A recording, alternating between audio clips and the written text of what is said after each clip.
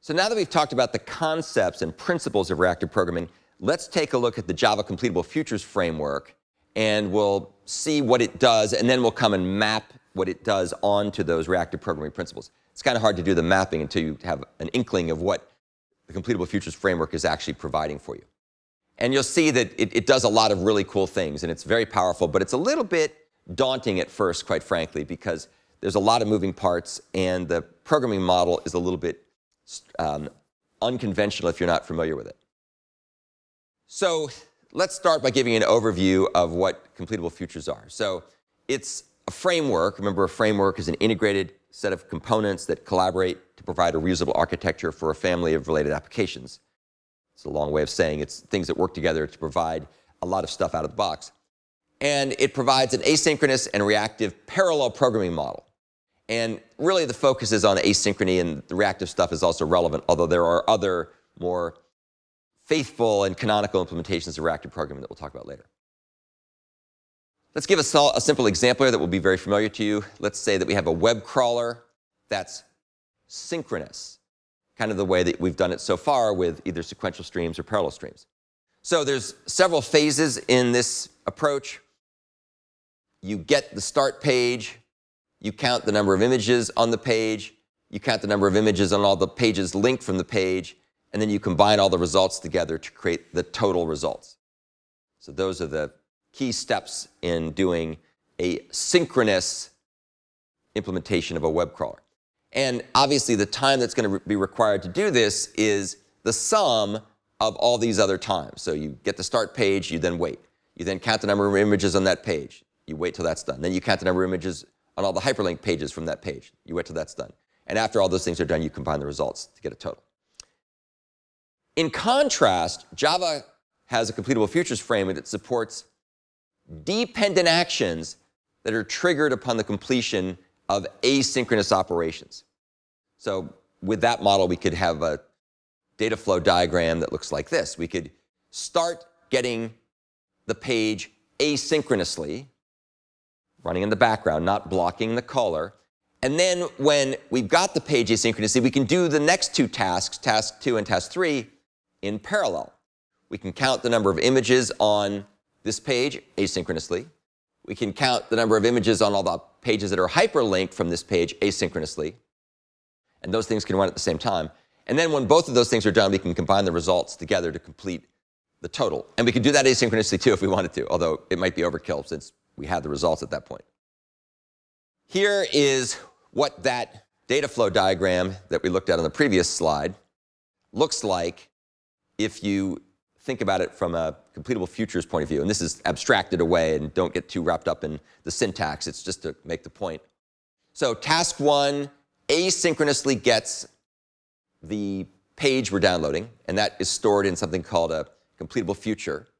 And then tasks 2 and 3, when that completable future has got the page, can run in parallel, counting the number of images on the current page, and then going and crawling all the hyperlinks reachable on this page. And those give back to completable futures, which I'm representing as 1 and 26.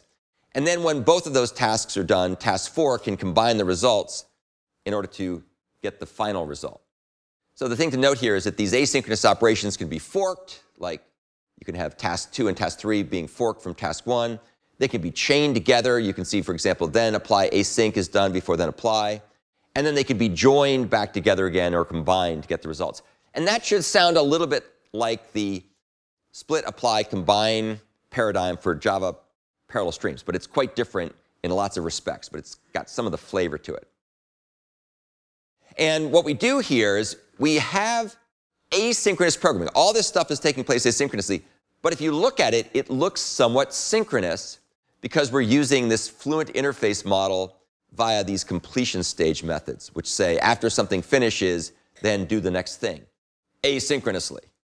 So it gives you this kind of cool combination of the best of both worlds. You get asynchronous processing, but it looks relatively synchronous from a programming point of view.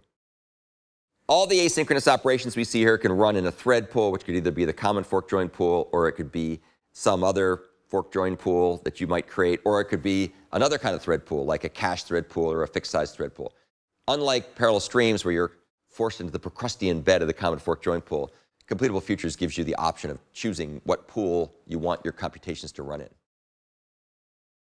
Now, how long will it take to run the tasks? Well, compared to the sequential approach, which did task 1, task 2, task 3, task 4 in that linear sequence, in this case, you can parallelize things. So task 2 and 3 could run at the same time, and that might give you a speed up. And to know what the speed up would be, you could take a look at something like Mdoll's law, which basically says, in a nutshell, the speed up from parallelism depends on how much you can run in parallel. Not a particularly profound observation, but it became a law, right? So we have to follow it. So you can read more about Mdoll's law here. The entire Java Completable Futures framework resides in one public class with over 60 methods in it.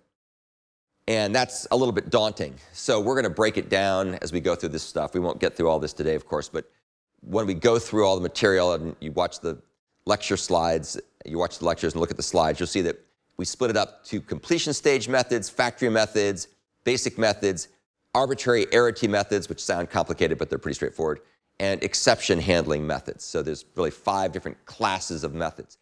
The bulk of them are these completion stage methods. It's actually quite possible to combine completable futures, sequential streams, and the good old-fashioned, or newfangled, I should say, they're not really old-fashioned at this point, the newfangled functional programming features like lambda expressions and method references and so on. And so all those things can be put together to do something more powerful than trying to program completable futures by themselves. And that's because you don't have to write control logic when you use sequential streams. That's handled for you by the stream. One of the other nice things about completable futures is you often do not need explicit synchronization or any explicit threading when you develop your parallel programs. So you don't have to spawn threads, although you can if you really want to put yourself into a world of hurt.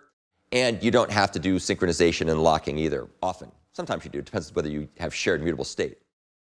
So as a consequence, many of the inherent and accidental complexities of parallel programming just evaporate by using this particular paradigm. Likewise, Java contains a whole bunch of classes that do locking for you, either explicitly through synchronizers like reentrant locks or stamped locks or synchronized statements, synchronized methods, or through other capabilities like things that access the file system that are implicitly locked. So that's the overview of the structure and functionality of the Java Completable Futures framework. Knowing a bit about this will then make the next discussion in this lesson where we map the Completable Futures features onto the reactive programming paradigm elements, the principles, make it a lot more clear.